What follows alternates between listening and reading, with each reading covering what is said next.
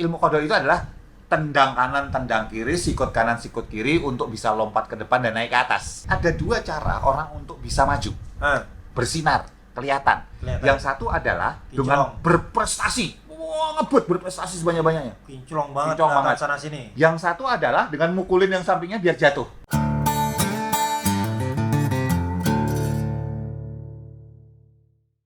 Aku tuh tertarik sama tadi sampean ngirimin aku link tautan tentang kiamat.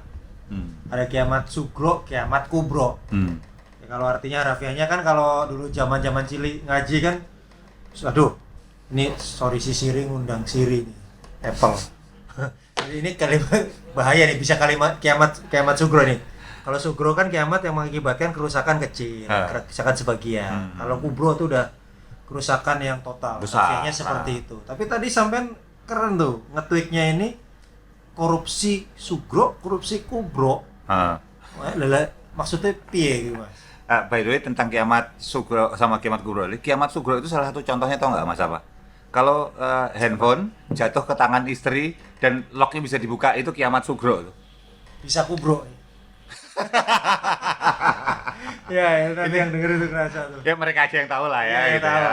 lah. Kalau kita bicara dalam frame-nya korupsi gitu, ada korupsi sugro, korupsi kecil sama korupsi kubro. Kalau kita bicara korupsi besar, korupsi kubro ini adalah korupsi yang kita tahu lah, dilakukan misalnya 100 miliar penyelewengan duit negara. 50 miliar negara dirugikan misalnya. Itu kubro. Itu besar, dan itu adalah harkat hidup orang banyak, uang orang banyak yang diambil oleh segolongan atau orang tertentu. Seperti sekarang si asuransi itulah ya. Iya, triliun. JR, Jiwasraya maksudnya. Ya, apapun itulah ya gitu. Itu udah kubro, bro gitu. Itu kubro triliun ya, men. Iya. Terus mendingan dibagi ke kita. Oh, itu maksudnya gede. Nah, tapi ada kemudian yang banyak nggak kita sadarin. Nah, terjadi sehari-hari kita korupsi loh. Nah, kita sadar nggak sadar? Sadar nggak sadar? Sebetulnya sadar, tapi nutup mata seolah-olah kita atau udah jadi kebiasaan. Jadi seolah jadi kebiasaan setiap hari kayak gitu. Jadi kayak jadi sifatnya permisif. Contoh gini. Misalnya kita mau ngurus sebuah dokumen, misalnya, apakah itu ke kelurahan, kecamatan, gitu ya. Dan kemudian kalau kita ingat, tentu saja tidak semua. Zaman dulu sekarang udah nggak. Dan itu di negara sebelah. Ya, zaman dulu sebelah gitu. Sekarang dan kita harus ngurus. Sekarang tulisannya ada kok, tidak dipungut pungli, gratis gitu, betul.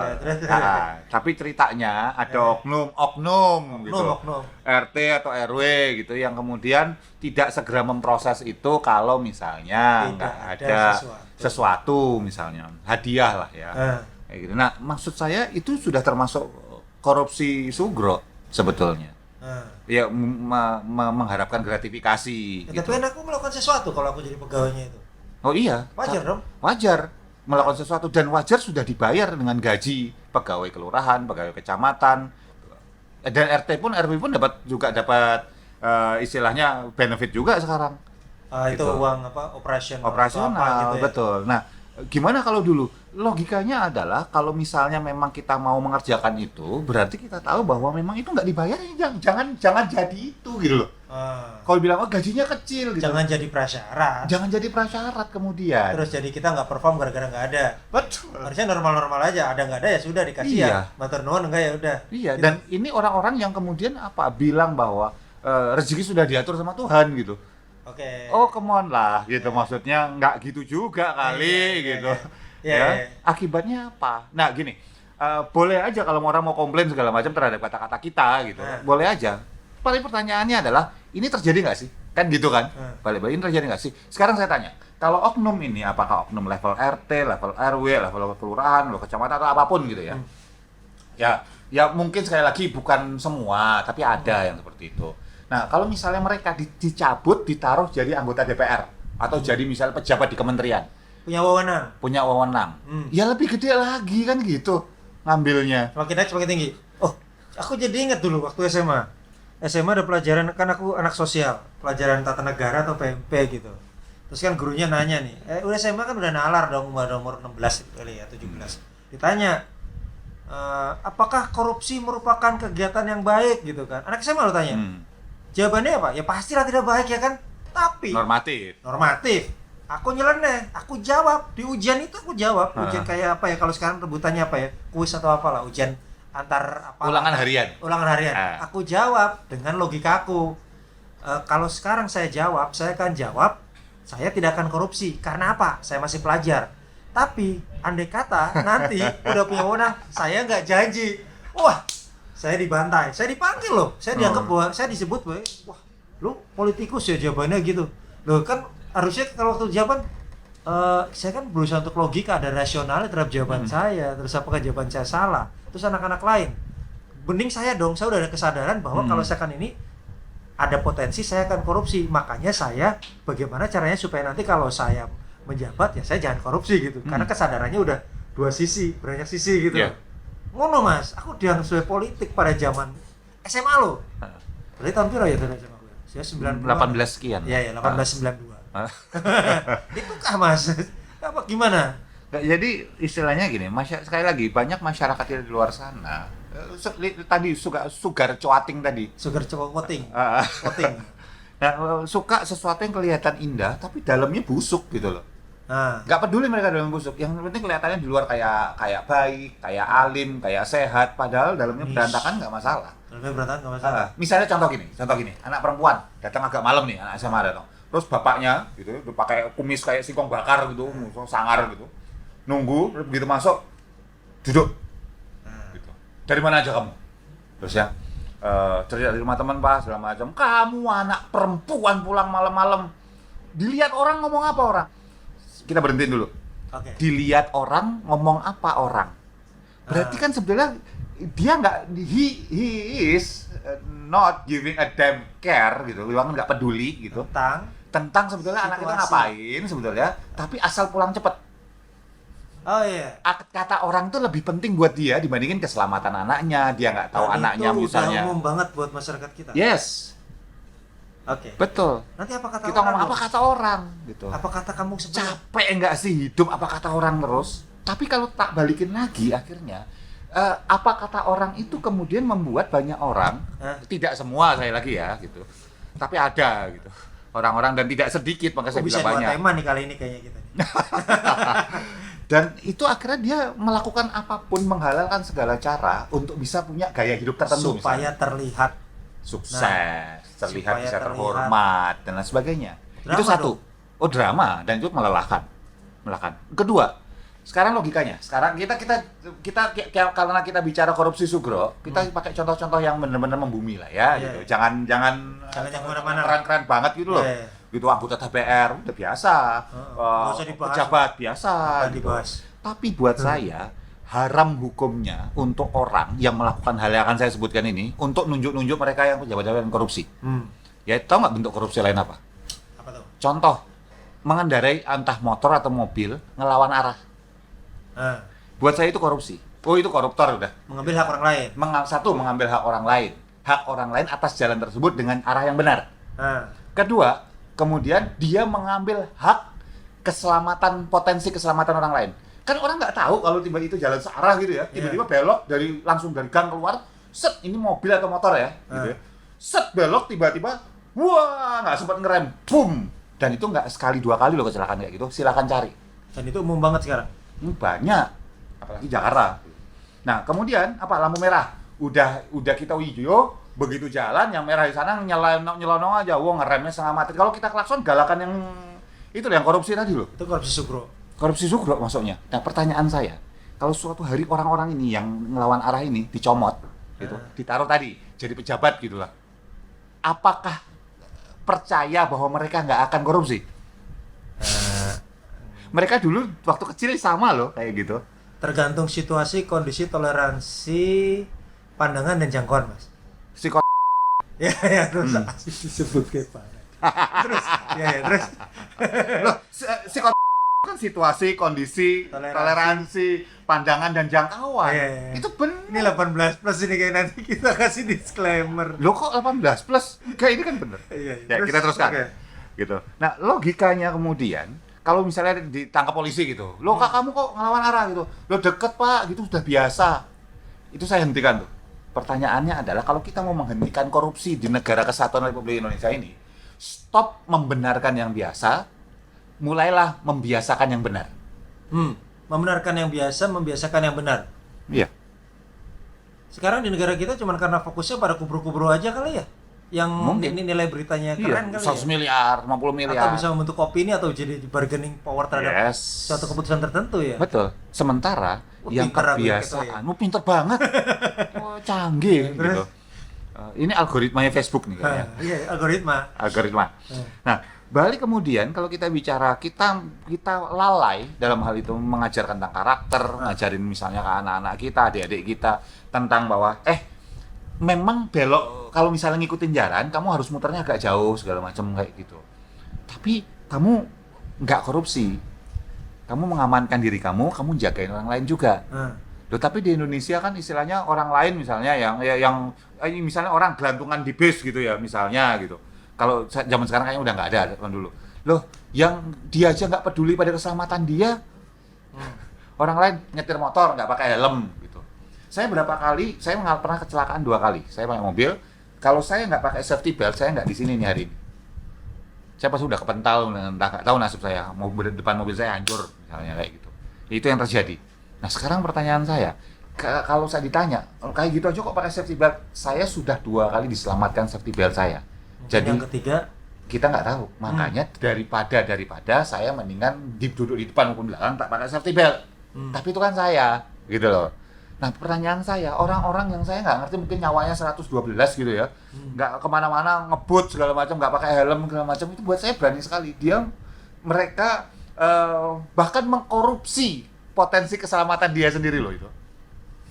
Kan orang punya potensi keselamatan. Kalau pakai helm, pakai jaket misalnya segala macam, pakai sepatu yang misalnya kalau kenapa-napa kakinya nggak kena gitu. Dia tidak pakai itu atau nggak pakai safety belt kalau di mobil gitu. Dia tidak melakukan, dia baru saja menghilangkan mengurangi potensi keselamatan dia. Yang kasihan bapaknya, ibunya, istrinya. Iya, karena kalau dia lewat ya sudah selesai urusan. Tapi istrinya di rumah, anak-anak di rumah, suaminya di rumah. Korupsi hak-haknya mereka. Iya. Dan tau nggak salah satu juga yang ngeri mas? Ada proses permisifan. Permisifan itu bahasa apa itu saya juga nggak tahu. Excuse gitu, bikin excuse dengan contoh salah satu ya namanya juga emak-emak. Terus kalau emak-emak kemudian bisa sembarangan itu di jalanan gitu, sen kiri belok kanan segala macam. Terus kalau ditegur galakan dia gitu, kan nggak gitu juga kali gitu. Iya. Itu buat saya itu wacana lucu tapi itu menakutkan loh itu. Kita jadi permisif bahwa namanya juga ibu-ibu ya sudah deh. Gitu. Ibu-ibu harus dihormati, wanita, gender. Betul. Loh, kalau dibilang bahwa misalnya saudara-saudara kita perempuan gitu minta emansipasi gitu ya, contohnya itu bukan kebablasan ya, itu cara yang salah dalam menyebut emansipasi, itu bukan emansipasi. Yang salah. Enggak gitu. Bukan yang dimaksud sama Kartini pada waktu itu. Bukan. Bahwa seorang di jalan semuanya sama, perlu pakai kelengkapan pengaman diri. Berarti kita nggak loh, sekarang logikanya potensi keselamatan sendirinya dikorupsi apalagi sama orang lain. Itu sugro. Dan sebenarnya kalau untuk menghindari kubro-kubro tadi, sugronya itu dari sugro. Karena itu yang membentuk kebiasaan ya, membentuk culture. Itu kalau ini jadi ingat ya, kalau saya lagi nyetir misalnya lagi jalan sama weekend gitu sama anak-anak gitu. Terus begitu saya lagi jalan, terus ada orang muter di tanda dilarang muter. Terus saya tanya sama anak saya, sengaja saya tanya, Mas, lihat tanda dilarang muter nggak? Orang mobil di depan kita itu. Iya, kenapa muter? Gitu. Ya, mereka bisa jadi punya alasan banyak. Apakah itu kemudian buru-buru, apakah mungkin kemudian mau melahirkan, kalau aku selalu bilang mungkin kebelet ngising. Iya. Betul dong, udah sejago apapun kita bela diri kalau kebelet ngising itu wes udah terujung gitu ya. Aduh, wes try wes. Ya udah angel apapun gitu. Nah, apapun alasan dia, itu dia melakukan korupsi. Aku cerita gitu. Dan jadi aku nggak boleh, terserah kamu. Itu aku tak bilang gitu, terserah kamu. Tapi segala hal dalam dunia ini ada konsekuensinya. Dan kalau kamu siap terima konsekuensinya, akibatnya nggak apa-apa lakuin. Konsekuensinya apa ya? Kalau itu tepat nggak dilarang muter, begitu muter orang di depan nggak tahu, kaget, tabrakan, jager gitu. Ya semua orang rugi. Semua termasuk dia sendiri. Termasuk dia sendiri. Terus misalnya keluar gang tiba-tiba nggak lihat kiri kanan, set gitu, wah gila. Nah yang repot yang ngerem, apakah itu motor ataukah mobil gitu. Yang rugi dia sendiri betul. Tapi bahwa itu juga merugikan orang lain kalau sampai terjadi insiden. Iya kalau yang mati dia, gitu istilahnya. Ini kasar-kasarannya ya. Kalau yang mati dia selesai urusan. Kalau yang fatality yang nabrak, sementara lagi ditungguin istrinya lagi hamil, anaknya kecil ditungguin di rumah, logikanya di mana gitu. Terus bilang karena emak-emak gitu, nggak nyambung, kepala gue nggak nyambung mas. Karena emak-emak. Tapi kan Misalnya. surga di bawah kaki emak mas. Emaknya sopo? Gue rano hubungan dengan surga tuh. Iya, tapi kalau emaknya misalnya juga melakukan tindakan-tindakan yang nggak bener ya tetap beda. Pangan dase nih ngono. Itu tadi sugro salah satu, dan banyak juga kan sebenarnya yang sugro itu kan yang kita ya setiap hari lah, dari waktu, dari apa segala macam yang sebenarnya kita lakuin setiap hari gitu kan. Yang dan paling mengerikan adalah korupsi itu kan sebetulnya merugikan diri kita sendiri pada akhirnya. Gitu. Cuman ya kalau yang korupsi kubro itu ya dia rugi masuk penjara misalnya kalau ketangkap. Ya tapi untuk 7 turunan udah aman. Bersama. Nah, udah. Emang bahasannya lama-lama berat ya mas, korupsi yang penting loh, ya mulai dari diri sendiri sih ya. Istilahnya kita mulai dari korupsi kecil sekeliling kita dulu. Ya aku nggak suci amat lah ya istilahnya. Aku paham, aku ngerti. Gak usah ngaku. Paling bisa deh lo gitu. Nah, apa namanya? Ngelanggar lalu lintas pernah. Bukan berarti nggak pernah lah, bohong lah kalau. Tapi pertanyaan saya, dilakukannya setiap hari apa enggak kan gitu. Kalau sekali setahun ya masih tolerable lah ya, siapapun mungkin karena itu. kebelet ngising tadi. Iya, Karena kebelet ngising yo piye daripada ngising yang kathok ya kan. Sake, ya wes lah. Ya wes lah, ngono ya. Gitu aja, Mas. Oh iya. Udah malam, pulang. Hah? Pulang kita. Mulai. Oh iya. Pokoknya buat teman-teman yang punya produk-produk UMKM, tetap ya kita ini nanti anjurkan di sini ya, kalau mau nitip di sini, titipin aja tanpa biaya. Nanti insya Allah bisa sama-sama maju, sama-sama kasih value gitu toh. Karena apa harus diceritain filosofinya? Nah, filosofinya apa? Bahwa di saat kayak gini, saatnya kita maju bareng, bukan sendiri-sendiri. Saatnya kita gandengan tangan. Paling enak maju bareng atau bareng. Oh iya, Terus? gitu. Saatnya kita maju bareng dan kita bisa maju bareng. Kita jadi kita leader of change. Leader of change. Pemimpin perubahan. Adalah buktiin bahwa maju tuh bisa bareng-bareng loh. Nggak harus. Jadi ada istilah namanya kan ilmu kodok. Ilmu kodok itu kalau mau maju pakai ilmu kodok udah itu angel tenan tuturanmu gitu lah. Iya maksudnya. Jadi ilmu kodok itu adalah tendang kanan, tendang kiri, sikut kanan, sikut kiri untuk bisa lompat ke depan dan naik ke atas. Yang sekeliling. Jadi ada 2 cara orang untuk bisa maju. Bersinar, kelihatan. Yang satu adalah dengan berprestasi. Wah, ngebut berprestasi sebanyak-banyaknya. Kinclong banget sana sini. Yang satu adalah dengan mukulin yang sampingnya biar jatuh. Membuli yang sampingnya biar jatuh. Jadi dia kelihatan. Jadi kelihatan. Walaupun dia budak sebenarnya tapi satunya kan mati. Tapi mati gitu. Nah, sekarang di Indonesia suka atau tidak, yang ya kedua. tidak sekalian yang kedua, banyak yang kayak gitu. Gitu makanya ngebully baik digital maupun beneran itu banyak. Iya, Gitu. iya. Dan kita tidak dilatih untuk jadi yang pertama. Nah, sekarang ada lagi bahwa bersinar itu nggak perlu sendirian. Gini tuh bisa gitu loh. Naik berdua itu juga bisa, kita nggak harus sendirian kok. Ya aku jadi kelengan ceritanya sampean. Saya suka bola, sampean suka bola gitu kan. Paling enak suatu ketika kita ke Old Trafford nonton MU kan, Iya. kan rame-rame kan, Iya. ngapain sendirian gitu. Ya gitu kan maksudnya kan. Kalau kita berdua sama-sama cari duit, Atau rame-rame berkolaborasi, kaya bareng, Hah? kita, Mas, besok MU Sapis ya kan. berangkat, yuk. Rame-rame Berangkat. Tapi kalau misalnya saya gitu ya, misalnya Suke ceritanya, dewe. ya salah satu dari kita ayah sendiri terus ngajak Mas yuk, aduh duit ya, aku nggak punya uang ya aku gitu ya. Pilihannya adalah Mas harus bayari aku atau ninggalin saya kan gitu. Males aku bayari. Iya, gitu. Ini ninggal ke juga enak juga ya kan. Enak juga. Mendingan bareng-bareng. Mendingan kaya bareng. Itu hubungannya sama tadi UMKM ya kan. Yuk kita gabung gitu bareng-bareng. Iyalah, mumpung kita masih baik, siapa tahu kita besok berubah. Insya Allah kita baik mulu gitu kan. Jadi kita bantu sama-sama lah. Orang kita sama-sama usaha juga ya. Lu nggak bilang dijanjiin baik terus lu. Iya, Kadang-kadang jadi jahat gitu. Makanya iman itu kan imin, naik turun. Itu kan jadi ya udahlah ya. Oke, gitu ya Mas ya. Sip.